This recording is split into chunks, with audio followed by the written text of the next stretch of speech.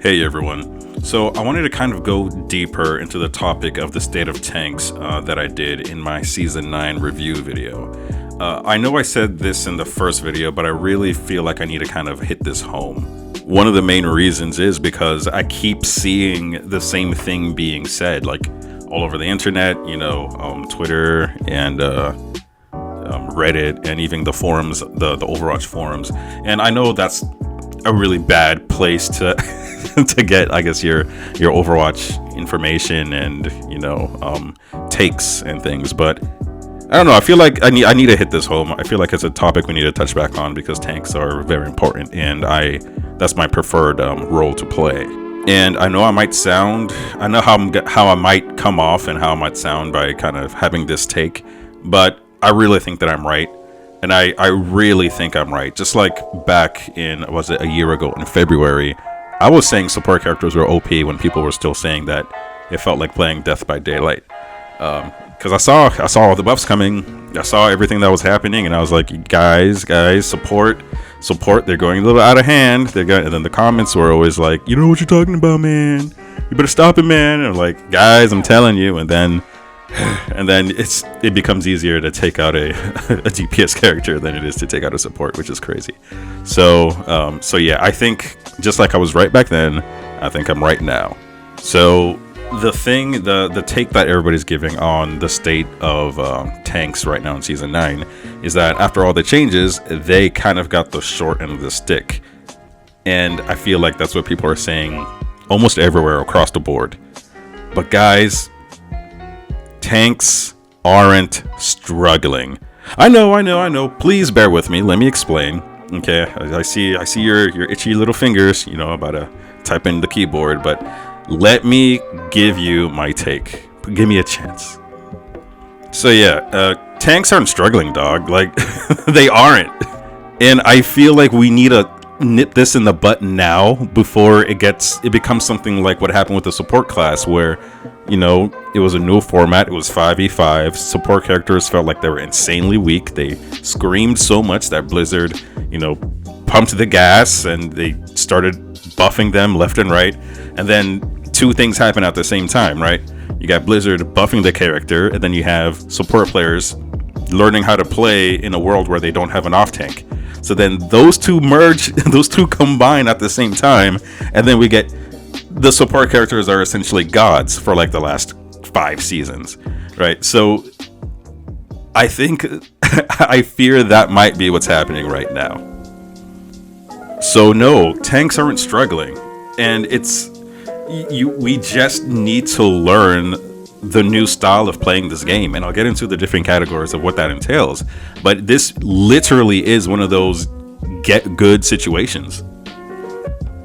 And before we begin, I'm not necessarily talking about characters like Reinhardt, who clearly have some major issues, right? But he's had issues for like the last 2 seasons, right? He's not a character that was been updated enough for Overwatch to the mobility and all that type of stuff. And we'll get into that. I'll have a section for Reinhardt and things like that.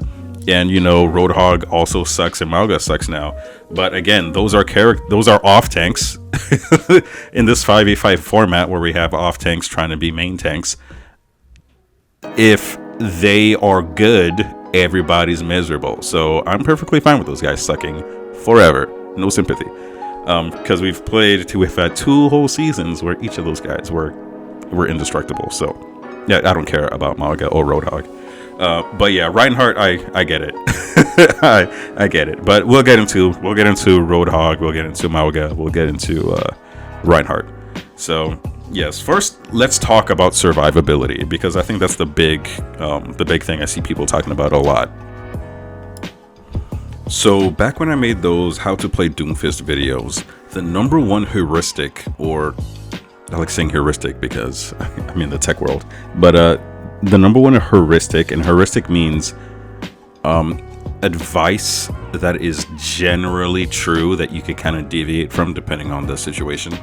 But was that when playing Doomfist, or it actually applies to like every single character in the game. but when playing Doomfist or any character, if you're standing in the middle of the road or the path or the main walkway of the whatever level you're playing on, you are throwing.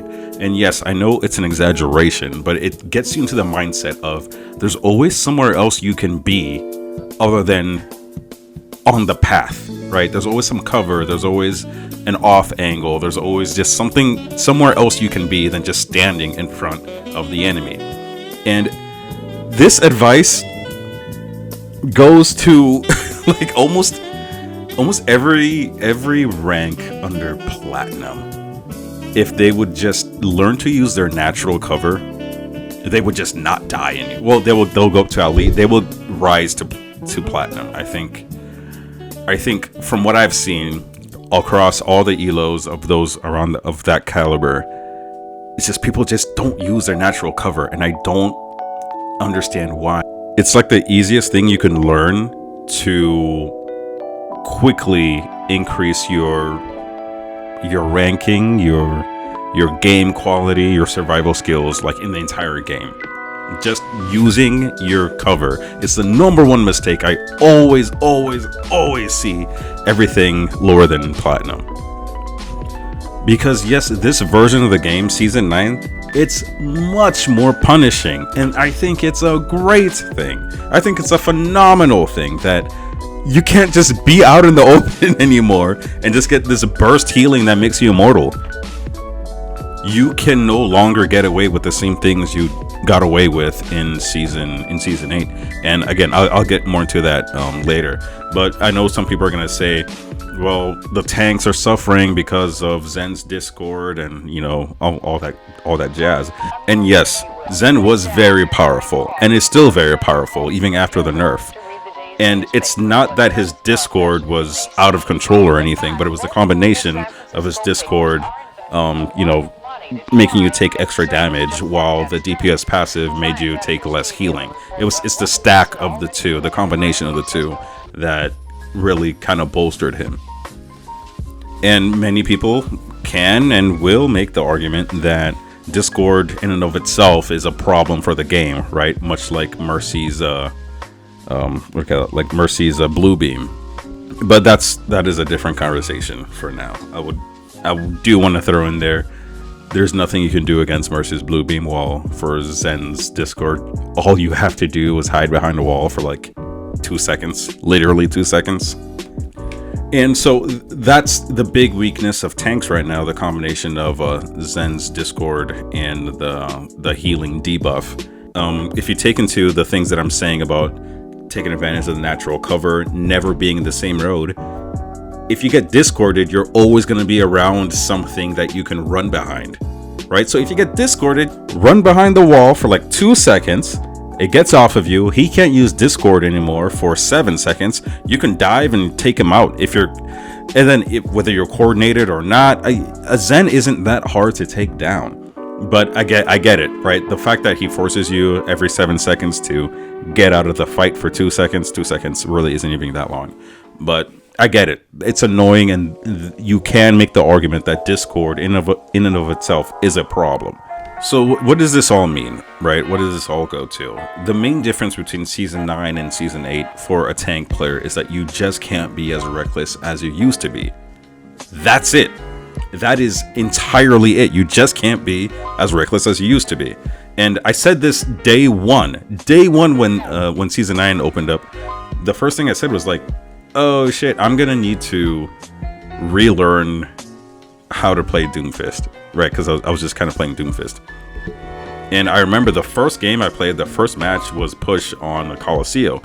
And after the very first engagement, I was like, I cannot play like that anymore. And I smiled. I instantly knew that the problem was with me. Like, I was the problem. Like, immediately, I knew that I'm the problem now. Like, it's not the game. It's not just the explosions or the infinity healing. I'm the problem now. And I lost several of my first, like, quick play games because I didn't adapt fast enough, right? But guess what, guys? Eventually, I learned. And it didn't even take that long to learn. Especially with my busy schedule. Like, right now, it's what time is it? I got this ad right here. It's 9:30 p.m. on a Monday night. I got back from work like maybe 3 hours ago, right? And right, so on my schedule of when I'm able to play the game, over the course of 3 days, it became second nature for me to change my play style, because I really went into it trying to change the way I played.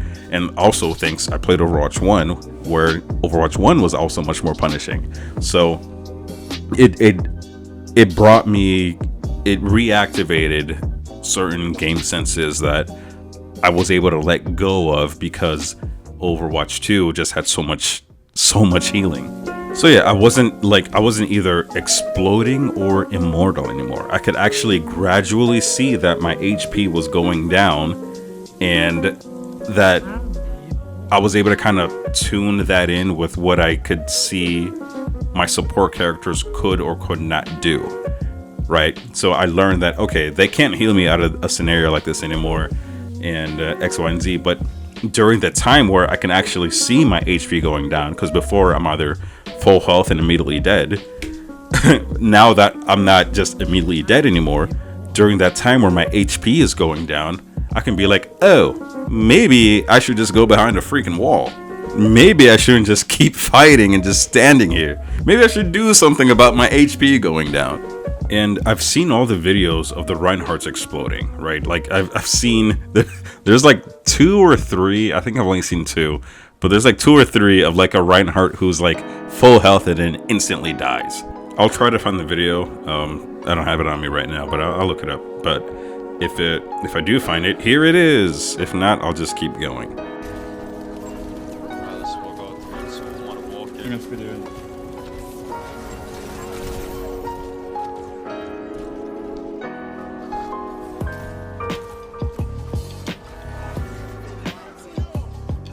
Anyways, if you see the video, you see that this guy is walking into the enemy team from so far away.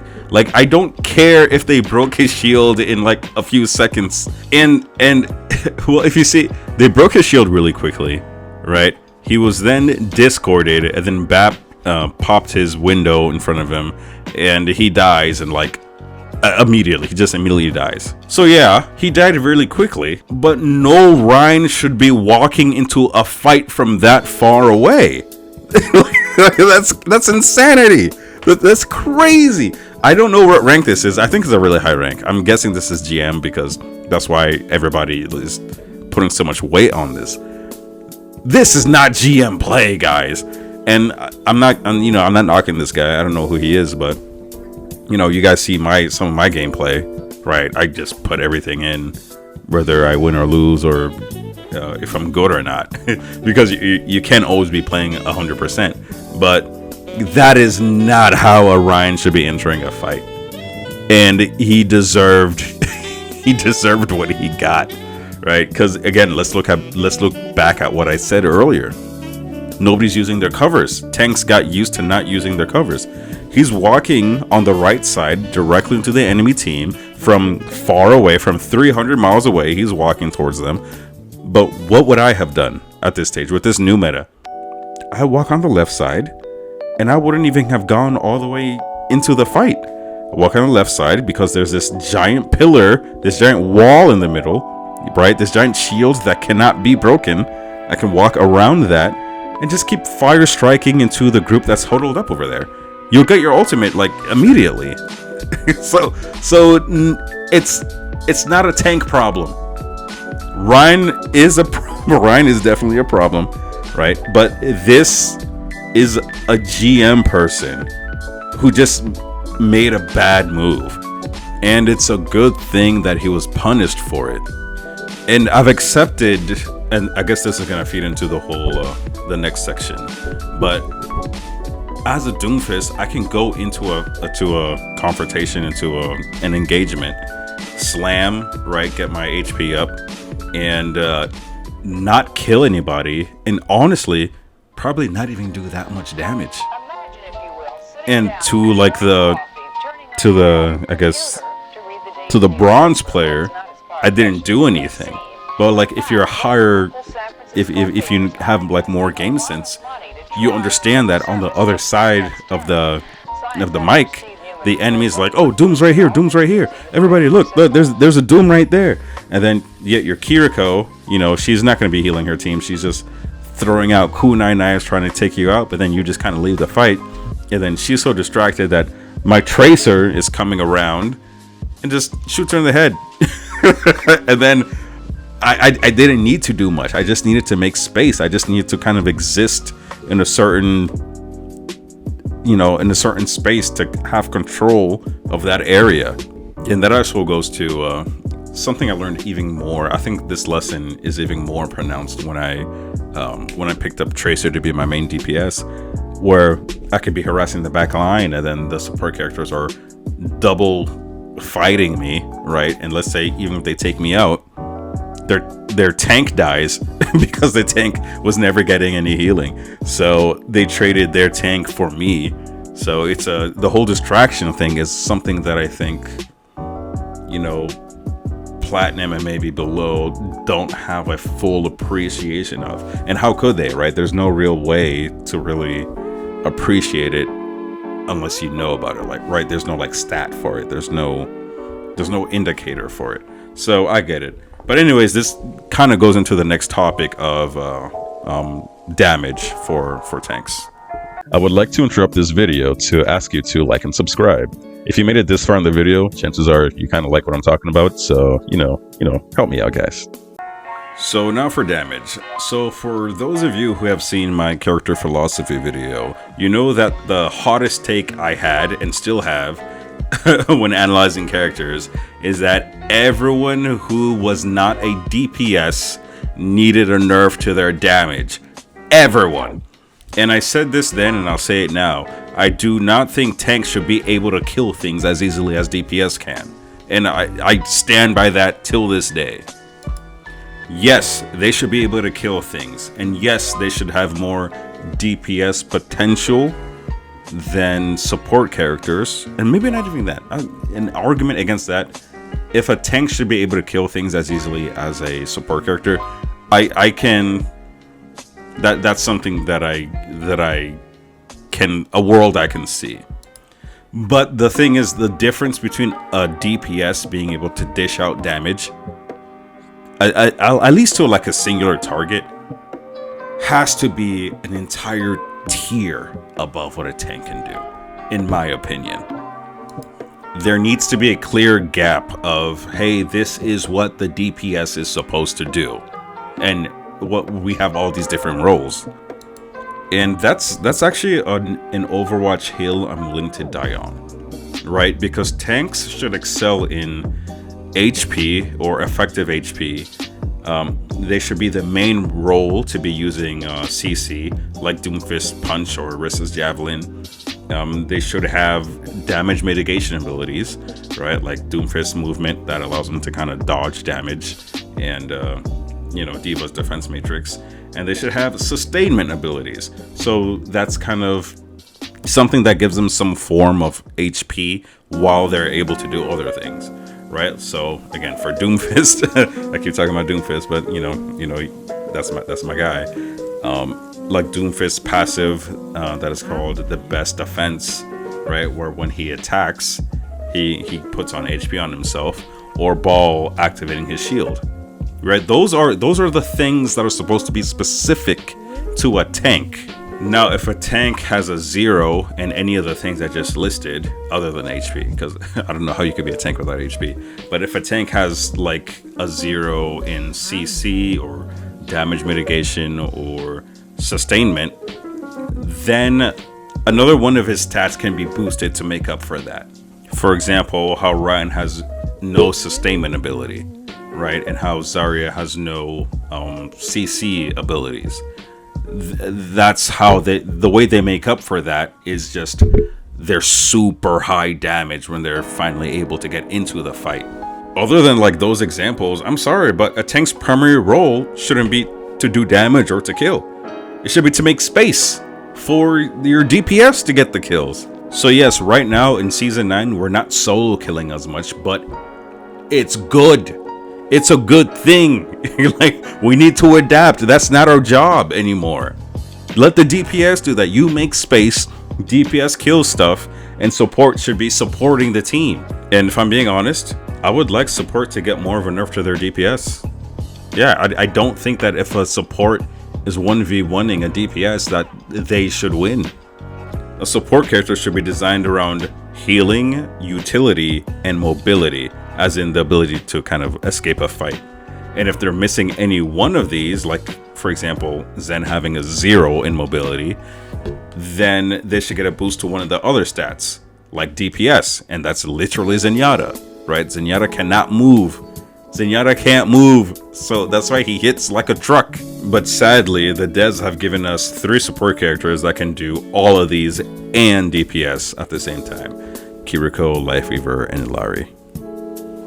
So I guess now let's get into the conclusion space, and this is where I'll talk more about Reinhardt and, Roadhog and Mauga.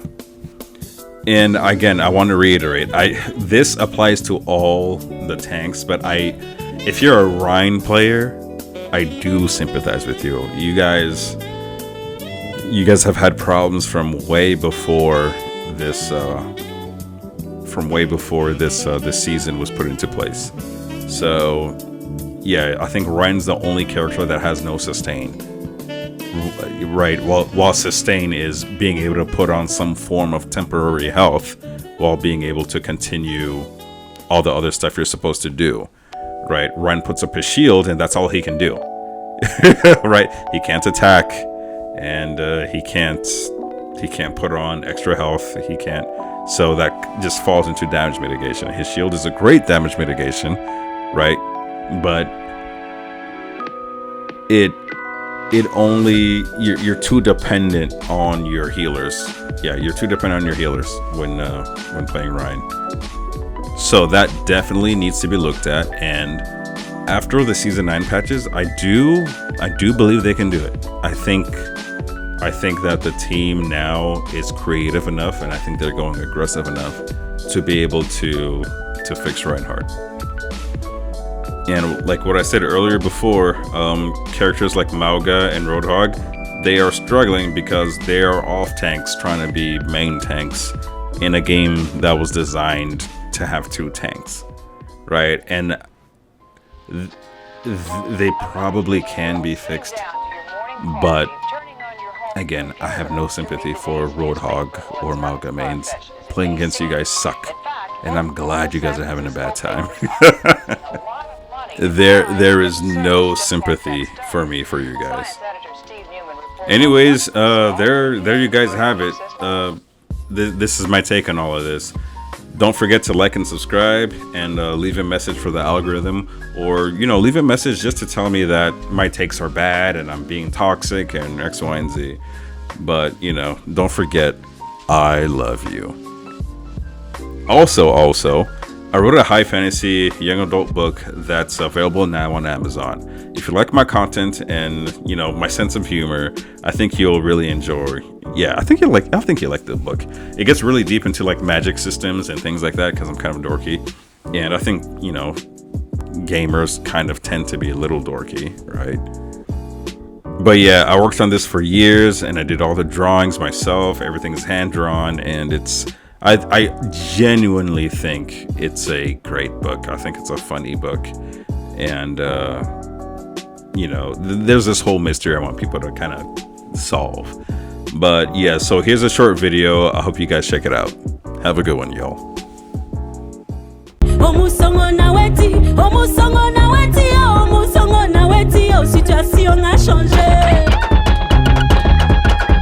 Konfaga, Roots of a Very Old Tree, a high fantasy young adult book with a modern take on African mythology. After a mysterious confrontation with his father at school, Marcus Jobda finds himself in the land of Kara. With a small band of determined adventurers and a robust magic system he must quickly learn, Marcus begins his search for his family, a way home, and simultaneously tries to discover the mystery of the disappearances. From escaping Mamiwara and preventing wars between kingdoms, he'll need every edge his wits can give him to see the next day. However, the more he learns, the less things appear as they seem. But does he really want to go back to his old life? With hundreds of illustrations filled with clues of the history of the world, join Marcus as he attempts to solve this mystery. Konfaga, Roots of a Very Old Tree is available now on Amazon. Link in the description.